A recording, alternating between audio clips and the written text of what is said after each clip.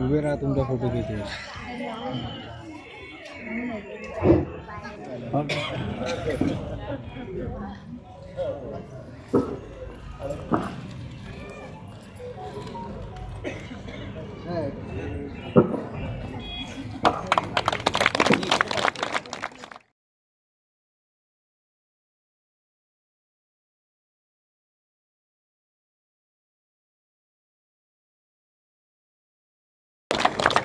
आदरणीय गजाननराव देशमुख सर यांचं स्वागत करण्याकरिता मी विलासदादा मांडवकर यांना विनंती करतो, त्यांनी येऊन त्या सरांचं स्वागत करा.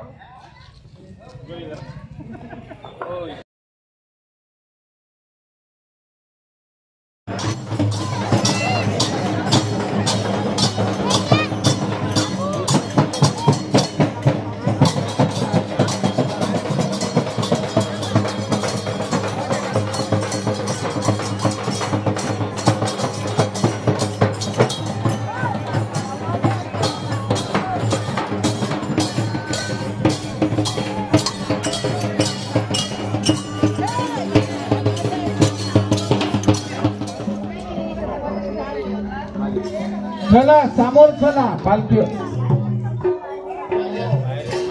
शंकराचार्य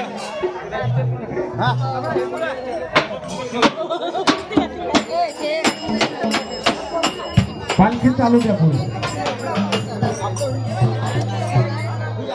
पालखी पुढे चालू द्या.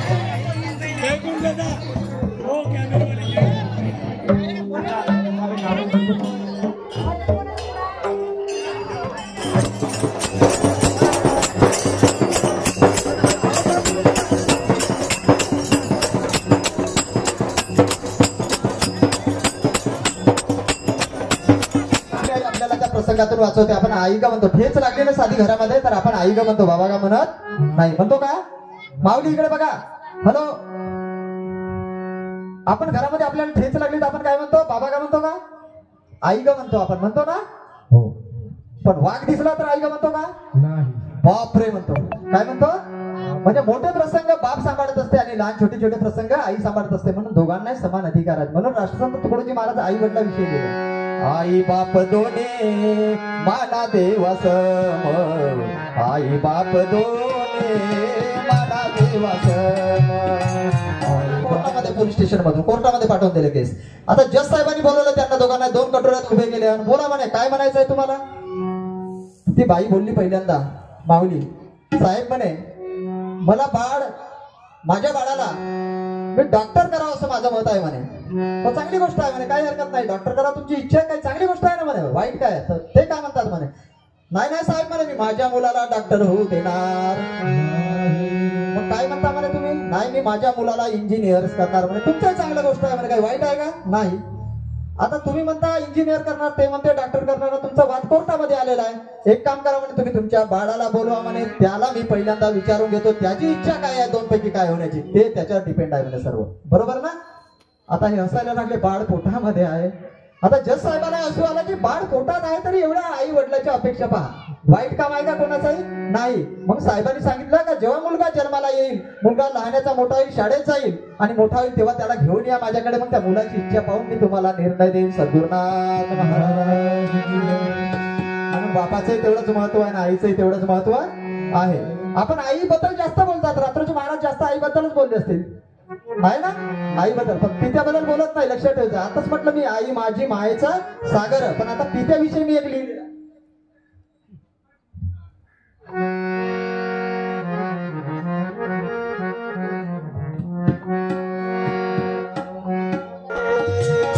मायेचा सागर किले किले जीवनाकार, आई माझी मायेचा सागर किला किले जीवनाकार, आई माझी मायेचा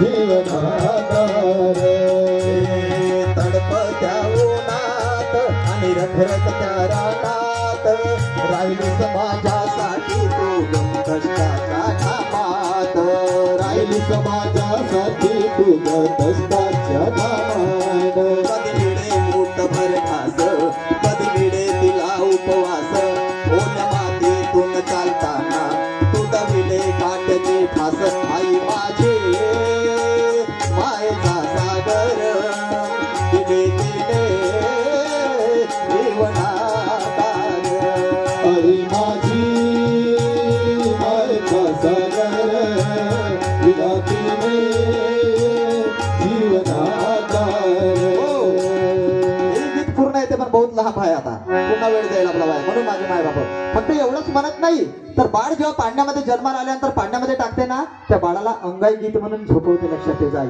मी माझी आई वगैरे असे गीत म्हणायचे लहान असताना मी ऐकलेलं आहे म्हणून मला आठवते ते काय सुंदर गीत गाते हो अंगाई गीत हा निंबोळीच्या झाडा मागे चंद्र झोपला ग बाई निंबोळीच्या झाडा मागे चंद्र झोपला ग बाई अजून माझ्या पाडसाला अजून माझ्या पाडसाला झोपटा येत नाही निंबोळीच्या झाडा मागे चंद्र झोपला ग बाई निंबोळीच्या झाडा मागे चंद्र झोपला ग बाई निंबोळीच्या झाडा मागे चंद्र झोपला ग बाई